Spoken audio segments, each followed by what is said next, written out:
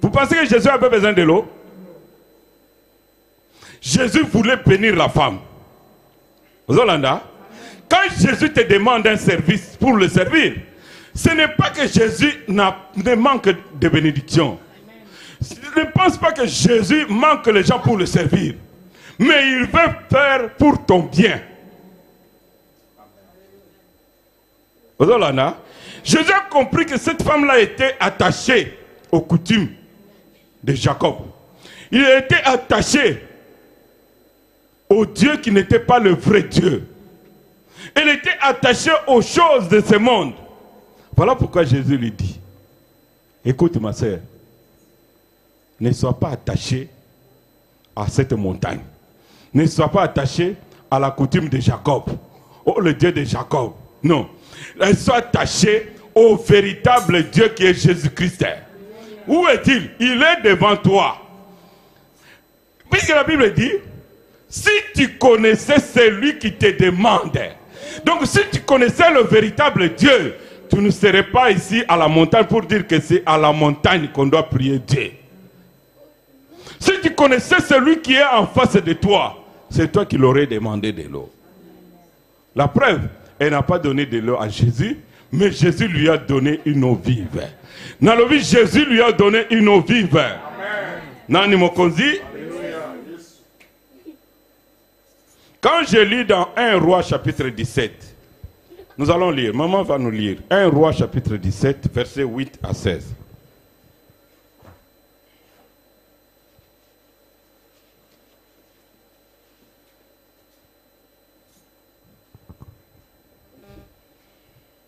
J'ai lu au nom de Jésus. Amen. Alors la parole de l'Éternel fut adressée en ce mot. Lève-toi, va à Sarepta qui appartient à Sidon et demeure là. Voici, j'y ai ordonné une femme veuve de te nourrir.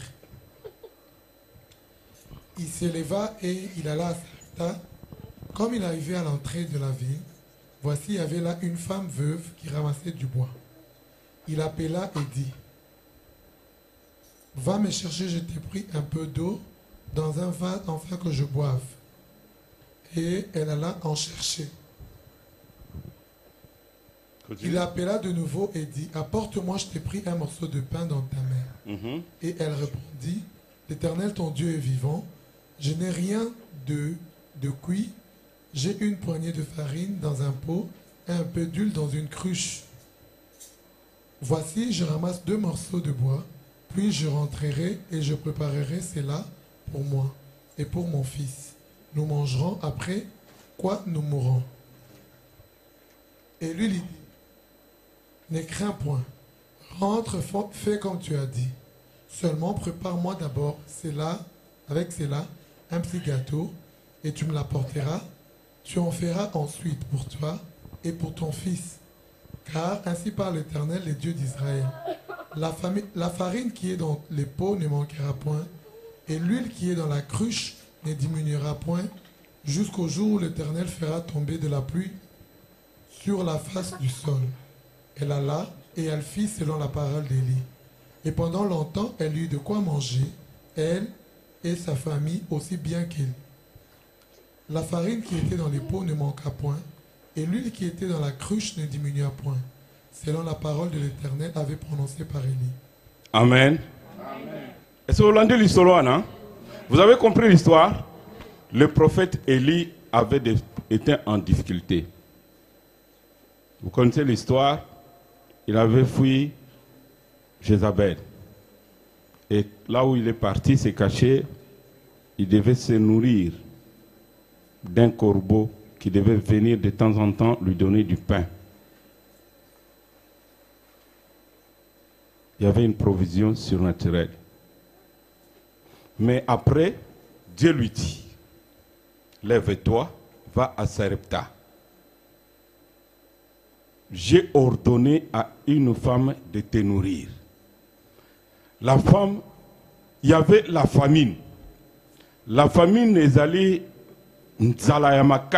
au point où, quand tu n'as rien à manger, tu vas mourir. Vous comprenez un peu la souffrance? Donc la femme devait manger le tout dernier repas et après, elle devait mourir avec son enfant. Mais Dieu dit, va chez cette femme-là. La femme qui n'a plus rien. La femme qui était pauvre. La femme qui souffrait. La femme qui était au bord de la mort. Oh mon frère, ma soeur. Non, Dieu a vu la souffrance de cette femme-là. Dieu dit à l'homme de Dieu, va chez cette femme-là. Ce n'était pas pour bénir Élie, mais c'était pour bénir la femme. Aux Hollandais, ce n'était pas pour aller bénir Élie. Puisqu'Élie était déjà béni, là où il était pendant longtemps. Il était dans le désert, il était en pleine nature, mais Dieu a envoyé toujours les corbeaux pour les nourrir.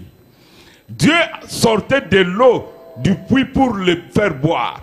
Mon frère, ma soeur, tu dois comprendre que quand Dieu te demande quelque chose, ce n'est pas pour lui. Rolanda,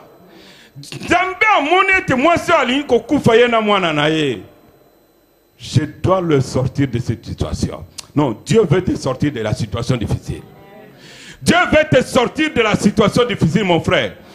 Dieu dit, va chez cette femme-là.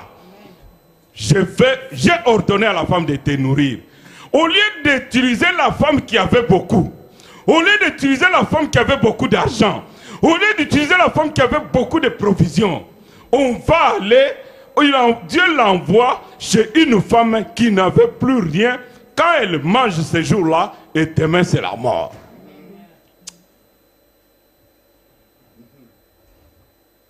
Quand on dit faites ceci pour Dieu, ah toi tu regardes tes factures, ah toi tu regardes cette situation, ah tu regardes les problèmes. Mon cher, ma soeur, Jésus a dit à la femme samaritaine, vous aurez encore soif. Si tu bois, tu auras encore soif. Si tu payes tes factures aujourd'hui, demain tu auras encore des factures. Jésus a dit, tu auras encore soif.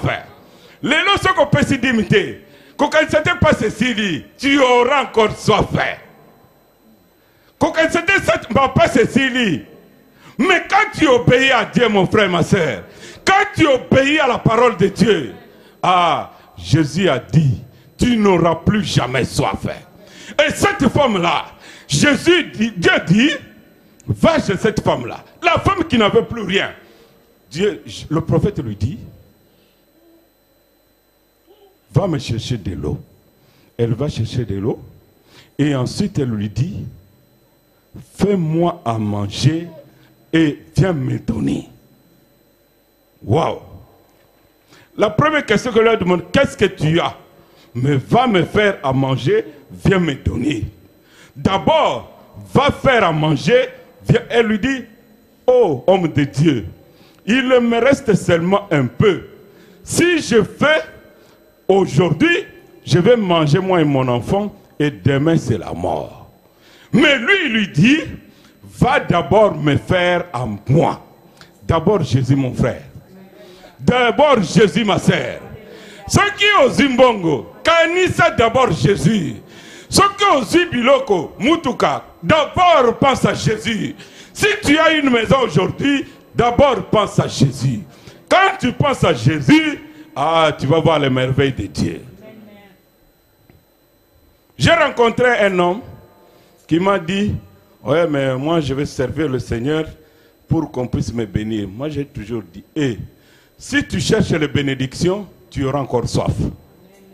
Mais si tu sers le Seigneur de bon cœur, oh mon frère, ma soeur, les bénédictions vont te suivre. Nalobi, les bénédictions vont te suivre. Puisque la parole de Dieu ne se contredit pas. Il leur donnera la bénédiction de te suivre dans tes entreprises. Quelle entreprise? Si tu es serviteur de Dieu, sers Dieu avec tout ton cœur, avec passion, avec amour, avec zèle, avec dévouement. Tu verras la bénédiction. La bénédiction va te suivre. Mais toi ne suis pas la bénédiction. Oh, la femme samaritaine était venue pour puiser de l'eau. Elle est rentrée sans eau. Aux Hollandais, avec kotoka mai. Est-ce qu'azonga ina mai na mutu? Azonga ina mai na mutu? Azonga ki na mobimba Yesu. Azonga ki na Yesu. Soko luki li pamboli, ozo salaire.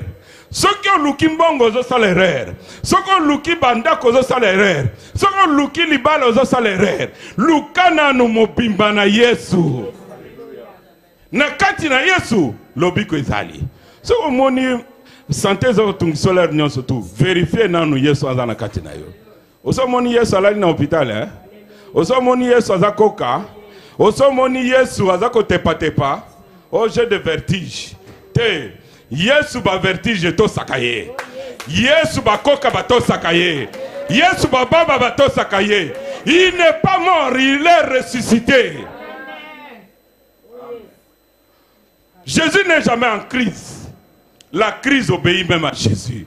Et cette femme-là, elle a obéi. Quand l'homme de Dieu lui a dit, fais d'abord pour moi. Et quand elle a fait d'abord pour l'homme de Dieu, elle est retournée. L'homme de Dieu a dit, fais d'abord pour moi. Ensuite, tu feras pour toi et pour ton enfant. Elle n'a pas douté. Elle a d'abord fait pour elle. C'était fini. Mais quand elle est retournée pour regarder là où il y avait la farine, dans ses pensées peut-être elle disait, oh le tombeau est vide. Elle est regardée là où il y avait la tombe, le tombeau était vide. Mais quand elle est retournée, Jésus-Christ, la puissance de la résurrection, la farine s'est ressuscitée, la farine s'est multipliée, la farine s'est multipliée. Nani mokonzi? Quand tout ce que nous donnons ce que nous recevons de la part de Dieu.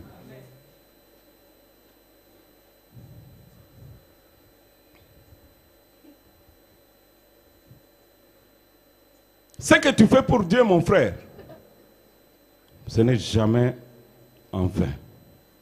Il y a toujours une récompense. Il y a une récompense. Sers le Seigneur, célèbre le Seigneur avec tes biens, avec ton cœur d'abord et avec tout ton revenu, avec tes biens, avec ta santé, avec ton corps, avec ton intelligence et avec ton argent. Et tu vas voir que tout ce que tu penses que non, ce que tu as perdu, tu vas le récupérer. Tout ce que tu auras perdu pour Dieu, tu vas le récupérer. Et cette femme-là, elle était la plus bénie de tous. Elle était la plus bénie. Pourquoi? Puisqu'elle a mis en priorité l'œuvre de Dieu, de servir Dieu. Qu'est-ce que toi tu mets en priorité? Qu'on ne dise pas non, toi tu es comme ça. Vous savez, la femme qui est allée dans la tombe de Jésus, elle s'appelle comment? Marie. Et quand tu regardes l'histoire de Marie, Marie, pas Marie la mère de Jésus, Marie de Magdala. La femme qui était possédée, la femme qui avait un démon, la femme qui était rejetée, la femme que les gens pensaient vraiment que pour elle c'était comme ça. Mais c'est cette femme-là qui est allée dans la tombe de Jésus. Pour faire quoi? La Bible dit, elle avait avec elle les aromates de parfum pour aller parfumer. Alléluia. Pour offrir à Jésus. Oh mon frère, ma soeur.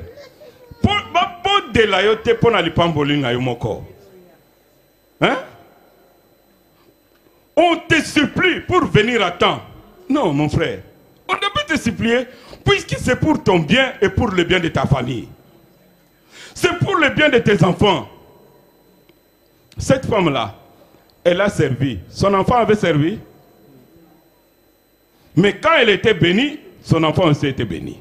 Quand elle avait la vie sauve, son enfant aussi avait la vie sauve. Alléluia. Sers le Seigneur. Quand nous avons servi le Seigneur, nous disions toujours qu'il pleuve, qu'il neige, nos enfants sont sous la protection divine. Même ce qu'on dit, message, mon collègue découragé, mais moi, je sers le Seigneur. Je ne suis pas venu. Vous savez, c'est des gens, les gens qui sont restés plus d'un mois dans la prière, cherchant la face de Dieu. Et c'est des gens, quand le Seigneur, ils prient, le Seigneur leur parle. Ils prient, le Seigneur donne les précisions. Comme maman l'a dit, ce pasteur-là, vous le connaissez peut-être tous. Un prophète de Dieu m'a dit, ce pasteur-là n'accepte, n'accepte pas toujours, il n'accepte pas facilement les hommes de Dieu puisqu'ils ne sont pas sérieux. Mais si il est convaincu et il prend vos messages, il publie, c'est que vraiment vous avez quelque chose de la part de Dieu. Et le pasteur qui nous a reçus là, il nous avait témoigné pour dire, les gens parfois qui viennent en Europe, on a peur d'eux. Puisqu'ils en ont connu aussi de toutes les couleurs. Mais vers la fin, ils ont béni le Seigneur. Ils ont dit vraiment, nous avons reçu des gens qui craignent le Seigneur.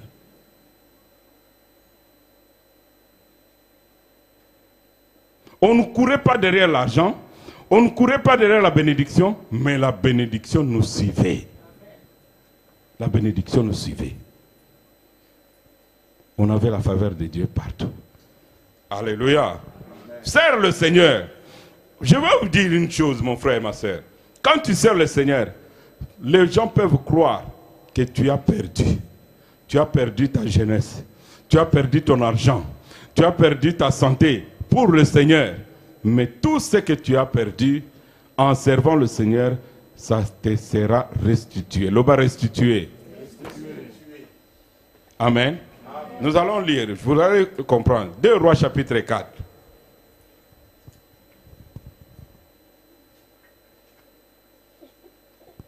2 Rois chapitre 8, verset 4. 2 Rois chapitre 8, na Lombangu.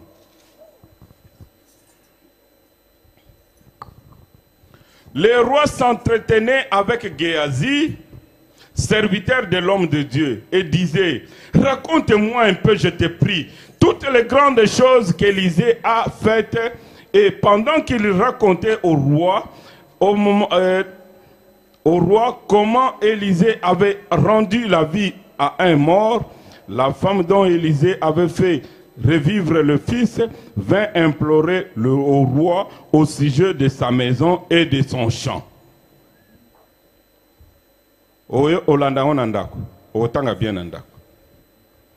Ici, on nous raconte l'histoire d'une femme de distinction. Les mamans disent les femmes de distinction. Femmes de distinction. Les jeunes filles disent femmes de distinction. Cette femme de distinction, on ne lui a pas demandé. Mais elle-même, elle a résolu construire une maison. Kotongandaku. Construire une maison pour que l'homme de Dieu vienne et dorme dans cette maison-là. Alléluia. Construire une maison.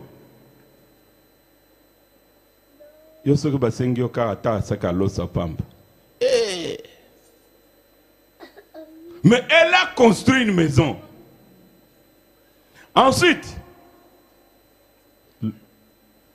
l'enfant était malade. Il était même mort. L'homme de Dieu a prié pour cet enfant-là. Pourquoi? Pour le bienfait de cette femme-là. Alléluia. L'enfant était revenu à la vie. Dorcas était morte en faisant du bien au peuple de Dieu. Et quand on a appelé Pierre, Pierre a ressuscité Dorcas. Pourquoi?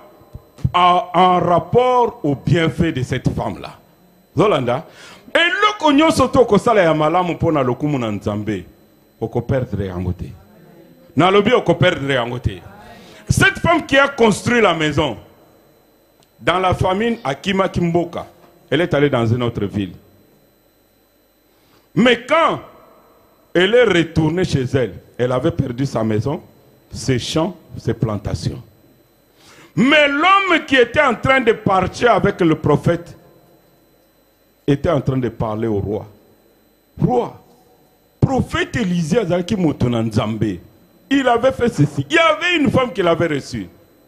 Et quand il était en train de raconter, la femme arrive pour demander, mon consi, pardon, est-ce que je peux récupérer ma maison? On a pris ma maison. Est-ce que je peux récupérer mon champ? On a pris mon champ. Est-ce que je peux récupérer mon travail? Je n'ai plus rien. Alléluia. Quand le roi l'a vu, le roi a appelé ses serviteurs. Il a dit, tout ce qui appartenait à cette femme ici À cause du bienfait qu'elle avait fait à l'homme de Dieu. À cause du bienfait qu'elle avait fait à Dieu, à l'Éternel des armées. Puisque si tu fais quelque chose à... La Bible dit, si tu fais du bien à un de mes petits, c'est comme si c'était à moi que vous le faites. Bolamu nyonso to likolo ya bolamu asalaki wana bilanga na ye bozongisa yango ndako na ye bozongisa yango mbongo na ye bozongisa yango. Alléluia. Ce jour-là, elle a récupéré tout ce qu'elle avait perdu. Qu'est-ce que tu as perdu pour le Seigneur? Tu n'as pas perdu puisque tu n'as pas encore donné. Vous voyez bien? Et là, on est au Bungisa pour Nandambe. Si aujourd'hui Dieu veut te restituer, il va te restituer quoi? Le nombre des absences? Il va te restituer quoi? Commence d'abord par faire quelque chose. Commence à donner à Dieu ton temps. Commence à donner à Dieu ton argent. Commence à donner à Dieu tes biens. Commence à donner à Dieu tout ce que tu as pour qu'un jour le Seigneur se souvienne de toi. Pour qu'un jour le Seigneur se souvienne de tes enfants. Pour qu'un jour le Seigneur se souvienne de toi. Vous savez, même si toi tu n'as pas reçu, mais tes enfants vont en bénéficier plus. Dans le but, tes enfants vont en bénéficier plus. Vous savez, Jonathan était l'ami de David. Il a protégé David dans des situations difficiles. Il a soutenu David dans son combat contre son propre père. Mais quand David est devenu roi, il a dit, n'y a-t-il pas un des enfants de Jonathan? N'y a-t-il pas un des enfants pour que je lui fasse du bien, même si Jonathan est mort? Toi, tu ne mourras pas. Tu vas bénéficier de la faveur de Dieu. Tes enfants aussi vont bénéficier de la faveur de Dieu. Bon, là, le service que nous rendons à Dieu, c'est le bien que nous sommes en train de faire, non seulement pour nous, pour nos enfants aussi. Et David, il a béni Mephibosheth. Et lui qui était vraiment abandonné, il était devenu un grand patron ce jour-là. À cause du service rendu. Jésus d'abord, mon frère. Quand tu vas au travail, pense que Jésus d'abord. Quand tu vas aux études, pense que c'est Jésus d'abord. Qu'est-ce que je dois faire d'abord pour Jésus? Pour qu'un jour, Jésus se souvienne de moi. Qu'est-ce que Jésus va te restituer? Commence d'abord par faire quelque chose pour Jésus. Sala eloko pour Jésus. Pesa badime pour Jésus. Salela nzambe pour Jésus.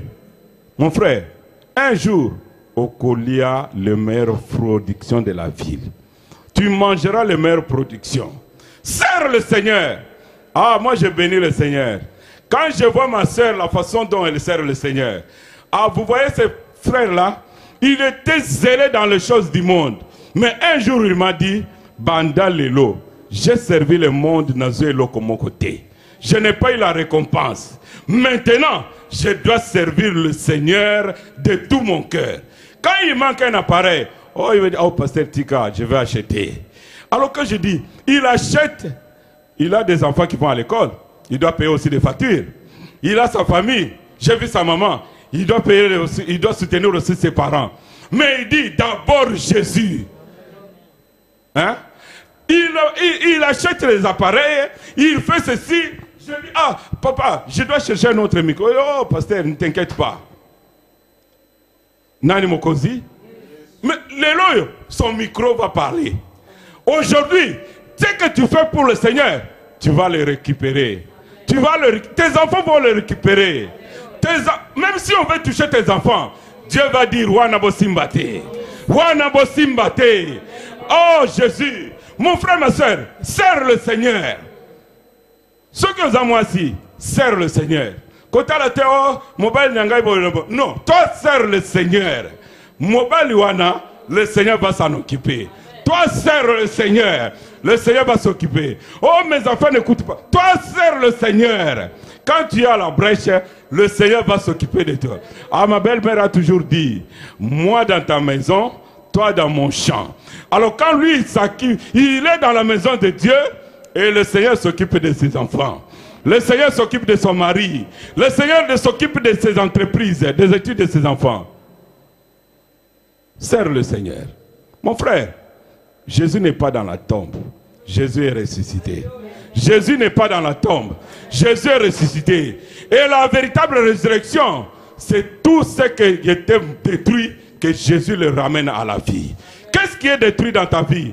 Qu'est-ce qui était détruit dans ta santé? Qu'est-ce qui était détruit dans ton ministère? Que la résurrection, la puissance de la résurrection ressuscite tout ce qui était mort dans ta vie. Lèvons-nous, nous allons prier.